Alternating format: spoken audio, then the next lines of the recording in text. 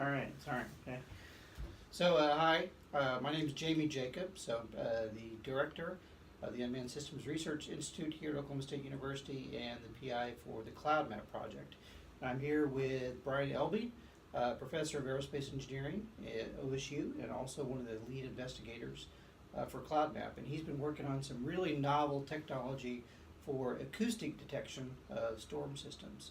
So, Brian, why don't you tell us how the technology works? Essentially, it's just like a typical microphone. The difference is that they're just larger, so you have a bigger diaphragm. And then you have to seal that inside of like an enclosure because the wind noise will swamp out these measurements that we want. And then you connect the enclosure to something like a soaker hose that we're using, or others use plastic material put over it, something to use as a windscreen to break the noise. And the idea is you're essentially spatially averaging the region to take out the noise, and you just get the coherent large sound wave that passes over the microphones. So what frequency range does that give you then? So we're targeting from about 0.5 hertz to 10 hertz. Most geophysical sources fall in that range, including tornadoes. And that's pretty well below the human threshold of hearing. Yeah, that's so infrasound. We're leveraging the name. It comes from infrared, so it's below human hearing instead of below human sight. Okay, very good. So what type of signatures does this give you then in a storm, or what are you looking for? Yeah, so we're looking at the spectral density, and what we're finding, we observed a tornado in May of 2017. And you get these broadband peaks that form with the lowest frequency in that 1 to 10 hertz range with some harmonics on it. And it seems to be that the fundamental frequency is connected with the size of the tornado, and then the harmonics seems to be inconsistent with what current theory is.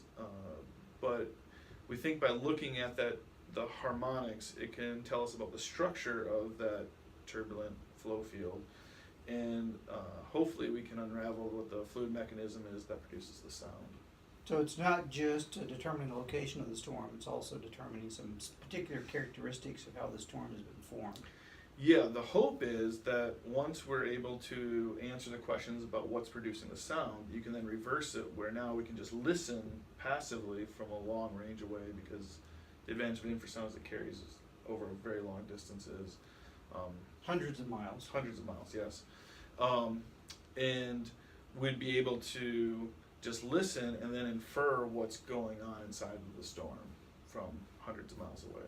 What about using this for an early warning or detection system? There is some indication that the sounds are getting produced well ahead of the tornado. The one that we detected was a small tornado, and we picked it up 8 to 10 minutes before it formed. Others, they've picked up these signals an hour beforehand, and the idea is, where it's connected with UAVs, is we could use that extra lead time to deploy UAVs to the site to collect atmospheric data at the location, which should significantly reduce false alarms. Very good. So backing away from the specific infrasonic technology then, what other ways can you use acoustic systems to do observations within the atmosphere? So infrasound is produced by a lot of geophysical sources, not just tornadoes. But even broader than that is the fact that there's been a lot of work developing how infrasound propagates to the atmosphere, even up to the high elevations. And so you could imagine that down the road we could have a large infrasound source. We emit that sound, and then we have multiple microphones spread out, and you collect the signals, and you map out the path that it took, and you can deduce temperature distributions over that atmosphere. So it's almost like a non-intrusive way to be able to get a temperature measurement throughout the boundary layer. Yeah, it's very similar to what's currently done with seismic waves in the ground, and I think there's a revolution coming for the air using infrasound. That's fantastic. So you no longer have to put a specific sensor within the atmosphere to be able to measure that temperature, to be able to get that profile just from acoustic systems alone. Yeah. And I know one of the ways that we've been discussing utilizing this is actually the natural acoustic emissions that you're getting off of the UAV as it's profiling through the atmosphere and broadcasting down to the ground. Yeah. So it's a twofer in that sense. Yes. Okay, pretty exciting stuff. All right, thank you very much.